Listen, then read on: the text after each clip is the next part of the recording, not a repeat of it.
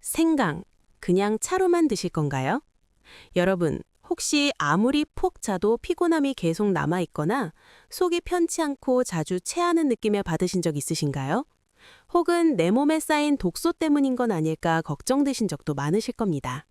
그래서 많은 분들이 몸에 좋은 해독 음식, 건강 음료 등을 찾아서 드시곤 하는데요. 그 중에서도 가장 손쉽고 흔한 것이 바로 생강차입니다. 그런데 여러분, 생강차에 대해 얼마나 제대로 알고 계신가요? 혹시 그냥 따뜻해서 마시는 차 정도로만 생각하고 계시지는 않은가요?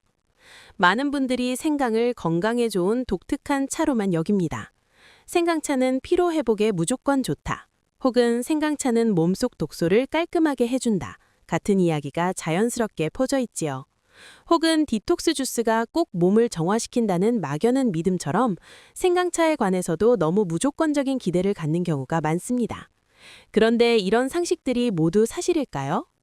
한 예로 생강차를 마시면 몸속 독소가 빠진다라는 말은 실제로 과학적 근거가 부족한 경우가 많습니다. 독소라는 개념 자체가 다소 모호하고 우리 몸은 간과 신장 같은 기관이 이미 체내 노폐물을 자연스럽게 해독하는 역할을 담당하고 있으니까요. 그런데 최근 연구 결과는 생강이 단순한 따뜻한 차 그 이상의 효과, 특히 염증을 줄이고 소화를 돕는 데 탁월한 역할을 한다는 사실을 알려주고 있습니다. 미국 콜로라도 대학 메디컬 캠퍼스의 연구진은 생강이 우리 몸의 염증 반응을 억제하는 데 중요한 역할을 하는 기전을 밝혀냈습니다. 생강의 활성 화합물이 면역세포의 과도한 염증 반응을 조절해 알레르기성 및 자가 면역 질환 증상을 완화하는 데 도움을 줄 수 있다는 겁니다. 즉, 단순한 카페인 없는 차 이성의 깊은 치료적 가능성이 있다는 뜻이지요. 그렇다면 모든 생강이 다 같은 효능을 내는 걸까요? 생강도 신선한 상태와 건조 가루 상태, 추출물 등 여러 형태가 있는데 제품별로 효능이 다르다는 점도 중요한 사실입니다. 신선한 생강에는 항산화 성분과 항염증 성분이 풍부하지만 오래 저장하거나 가루로 만들어진 것들은 성분이 일부 감소할 수 있습니다. 그래서 생강차라고 하면 과연 어떤 상태의 생강을 사용하는지가 가장 큰 변수임을 알아야 합니다. 그럼 이렇게 좋은 생강, 차로만 마시기 아까운데 어떻게 써야 할까요? 집에서도 쉽게 할 수 있는 실천 방법으로 몇 가지 팁을 알려드리겠습니다. 첫째, 생강은 식사와 함께 혹은 식사 직후에 섭취하는 것이 좋습니다. 연구에 따르면 공복에 생강을 많이 섭취하면 위에 자극이 될 수 있기 때문입니다. 둘째, 생강을 다른 항염증 식품과 함께 조합하는 방법입니다. 예를 들면 레몬, 꿀, 계피와 함께 차로 우려내 가벼운 맛과 향을 더해주면 위장 부담을 덜고 흡수도 좋아집니다. 셋째, 생강을 조리할 때는 식용유나 버터 같은 건강한 지방과 함께 볶거나 조리하면 생강 속 활성 성분의 흡수를 돕습니다. 넷째, 생강은 하루에 2g 내외, 즉 손가락 한 마디 정도 분량을 넘기지 않는 것이 권장됩니다. 과도한 섭취는 오히려 역효과를 불러올 수 있기 때문입니다. 많은 분이 생강차를 마실 때 흔히 묻는 질문이 있습니다. 문, 매일 생강차를 마셔도 되나요? 답, 네. 하루 2g 이내라면 일반적으로 안전하며 소화 건강이나 면역 관리에 긍정적인 영향을 줄 수 있습니다. 다만 위장 장애가 있다면 전문가 상담을 권합니다. 문, 생강을 너무 많이 먹으면 어떤 문제가 생기나요? 답, 과다 섭취 시 위장 자극, 속쓰림, 구토 등이 발생할 수 있습니다. 적절한 섭취량을 지키는 것이 중요합니다. 문, 임신 중에도 생강차를 마셔도 괜찮나요? 답, 임산부의 입덧 완화에 도움이 될 수 있으나 하루 1g 미만으로 제한하고 반드시 의사와 상담 후 섭취하는 것이 안전합니다. 마지막으로 오늘 말씀드린 내용을 정리해 볼게요. 우리 몸에 좋은 생강, 단순히 차로만 마시는 게 아니고 조금 더 과학적이고 체계적인 이해가 필요합니다. 생강은 염증 완화와 소화 개선에 도움을 주는 강력한 자연식품이며 올바른 섭취 방법과 조합으로 그 효과를 극대화할 수 있습니다. 하루 적절한 양을 지켜 풍부한 식사와 병행한다면 건강한 일상에 든든한 지원군이 될 거예요. 앞서 생강이 단순한 차 이상의 의미를 가진다고 말씀드렸는데 실제 사례를 통해 더 구체적으로 설명해 드릴게요. 저희 구독자 중 한 분은 만성 소화불량과 잦은 염증으로 고생하다가 생강을 꾸준히 식단에 포함한 뒤 큰 변화를 경험했습니다. 신선한 생강을 식사와 함께 섭취하며 무작정 차로만 마시던 과거와 달리 올바른 활용법을 알게 된 뒤 증상이 많이 개선되었습니다. 실제 병원에서 염증 수치가 감소한 것은 물론 피로도 현저히 줄었다고 합니다. 이런 실제 경험은 과학적 연구 결과와도 일치해 생강을 항염증 작용이 인체에 확실히 긍정적 영향을 준다는 점을 뒷받침합니다. 이제 생활 속에서 실천할 수 있는 구체적인 방법을 정리해 보겠습니다. 첫째, 아침 식사 전에 먹는 생강 레몬차는 소화를 도와 장 건강을 촉진합니다. 이때 신선한 생강 한 조각과 레몬즙을 따뜻한 물에 타서 마시면 좋습니다. 다만 위장이 약한 분들은 공복에 바로 생강을 섭취하지 않도록 주의하세요. 둘째, 요리할 때 생강을 활용하세요. 돼지고기나 닭고기를 조리할 때 생강을 얇게 썰어 함께 조리하면 음식의 맛과 건강 효과가 올라갑니다. 생강의 향미가 기름진 음식을 가볍게 해주며 소화도 돕습니다. 셋째, 눅눅하거나 몸이 찬 날에는 생강가루를 꿀과 따뜻한 물에 타 마시는 것도 좋습니다. 꿀이 생강 성분의 자극을 부드럽게 해주어 목 건강에도 도움이 됩니다. 넷째, 생강차에 계피와 감초를 소량 추가하면 혈액순환 개선에 효과적인 건강 음료가 됩니다. 체온 조절이 필요한 환절기에 특히 추천드립니다. 생강은 단순한 차 이상의 건강식품입니다. 염증 완화, 소화 건강 증진에 과학적 근거가 충분하고 신선한 상태 및 올바른 조리법과 섭취법이 중요합니다. 과학과 실제 사례가 보여준 생강의 놀라운 힘을 직접 생활 속에서 실천해 보시길 바랍니다. 여러분의 건강한 라이프 스타일에 도움이 되길 바라며 궁금한 점이나 경험담은 언제든 댓글로 남겨주세요. 영상이 좋았다면 구독과 좋아요도 부탁드립니다. 다음 건강 정보로 다시 찾아뵙겠습니다. 감사합니다. 생강, 그냥 차로만 드실 건가요? 여러분, 혹시 아무리 푹 자도 피곤함이 계속 남아있거나 속이 편치 않고 자주 체하는 느낌을 받으신 적 있으신가요? 혹은 내 몸에 쌓인 독소 때문인 건 아닐까 걱정되신 적도 많으실 겁니다.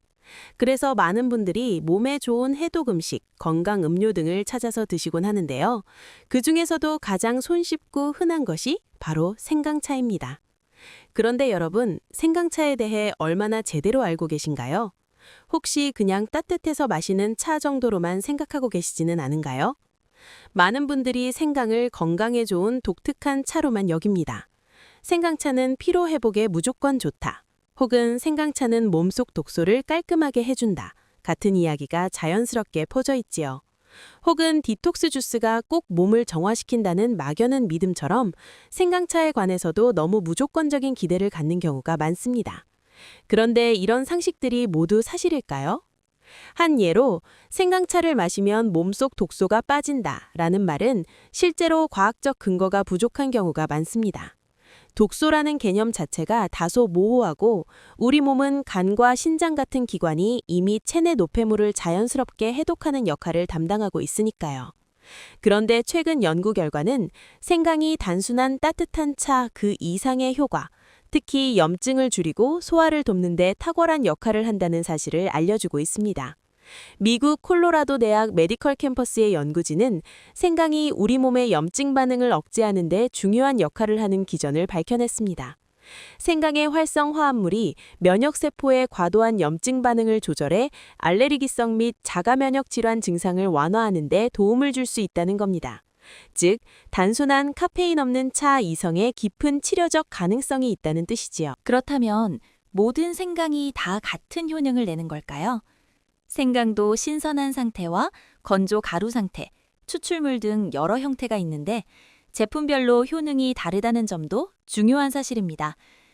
신선한 생강에는 항산화 성분과 항염증 성분이 풍부하지만 오래 저장하거나 가루로 만들어진 것들은 성분이 일부 감소할 수 있습니다. 그래서 생강차라고 하면 과연 어떤 상태의 생강을 사용하는지가 가장 큰 변수임을 알아야 합니다. 그럼 이렇게 좋은 생강, 차로만 마시기 아까운데 어떻게 써야 할까요? 집에서도 쉽게 할 수 있는 실천 방법으로 몇 가지 팁을 알려드리겠습니다.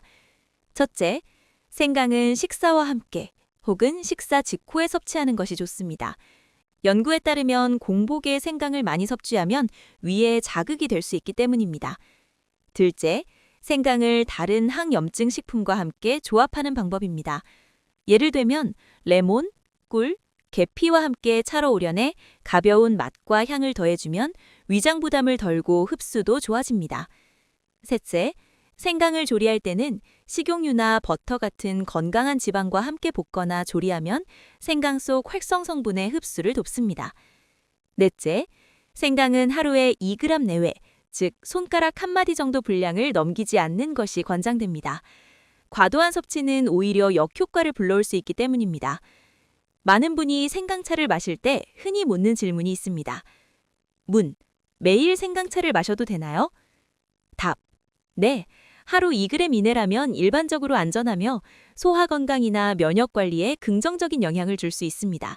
다만 위장 장애가 있다면 전문가 상담을 권합니다. 문. 생강을 너무 많이 먹으면 어떤 문제가 생기나요? 답. 과다 섭취 시 위장 자극, 속쓰림, 구토 등이 발생할 수 있습니다. 적절한 섭취량을 지키는 것이 중요합니다. 문.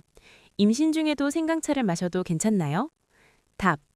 임산부의 입덧 완화에 도움이 될 수 있으나 하루 1g 미만으로 제한하고 반드시 의사와 상담 후 섭취하는 것이 안전합니다. 마지막으로 오늘 말씀드린 내용을 정리해 볼게요. 우리 몸에 좋은 생강, 단순히 차로만 마시는 게 아니고 조금 더 과학적이고 체계적인 이해가 필요합니다. 생강은 염증 완화와 소화 개선에 도움을 주는 강력한 자연식품이며 올바른 섭취 방법과 조합으로 그 효과를 극대화할 수 있습니다. 하루 적절한 양을 지켜 풍부한 식사와 병행한다면 건강한 일상에 든든한 지원군이 될 거예요. 앞서 생강이 단순한 차 이상의 의미를 가진다고 말씀드렸는데 실제 사례를 통해 더 구체적으로 설명해 드릴게요. 저희 구독자 중 한 분은 만성 소화불량과 잦은 염증으로 고생하다가 생강을 꾸준히 식단에 포함한 뒤 큰 변화를 경험했습니다. 신선한 생강을 식사와 함께 섭취하며 무작정 차로만 마시던 과거와 달리 올바른 활용법을 알게 된 뒤 증상이 많이 개선되었습니다.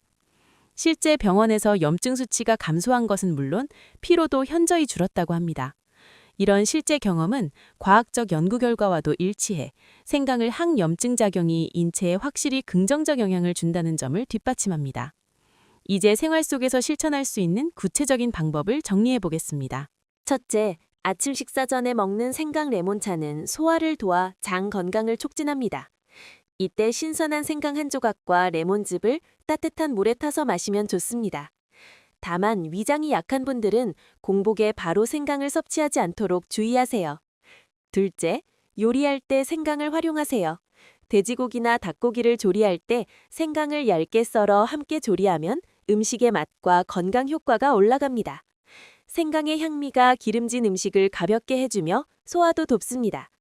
셋째, 눅눅하거나 몸이 찬 날에는 생강가루를 꿀과 따뜻한 물에 타 마시는 것도 좋습니다. 꿀이 생강 성분의 자극을 부드럽게 해주어 목 건강에도 도움이 됩니다. 넷째, 생강차에 계피와 감초를 소량 추가하면 혈액순환 개선에 효과적인 건강 음료가 됩니다. 체온 조절이 필요한 환절기에 특히 추천드립니다. 생강은 단순한 차 이상의 건강식품입니다. 염증 완화, 소화 건강 증진에 과학적 근거가 충분하고 신선한 상태 및 올바른 조리법과 섭취법이 중요합니다. 과학과 실제 사례가 보여준 생강의 놀라운 힘을 직접 생활 속에서 실천해 보시길 바랍니다. 여러분의 건강한 라이프 스타일에 도움이 되길 바라며 궁금한 점이나 경험담은 언제든 댓글로 남겨주세요. 영상이 좋았다면 구독과 좋아요도 부탁드립니다. 다음 건강 정보로 다시 찾아뵙겠습니다. 감사합니다.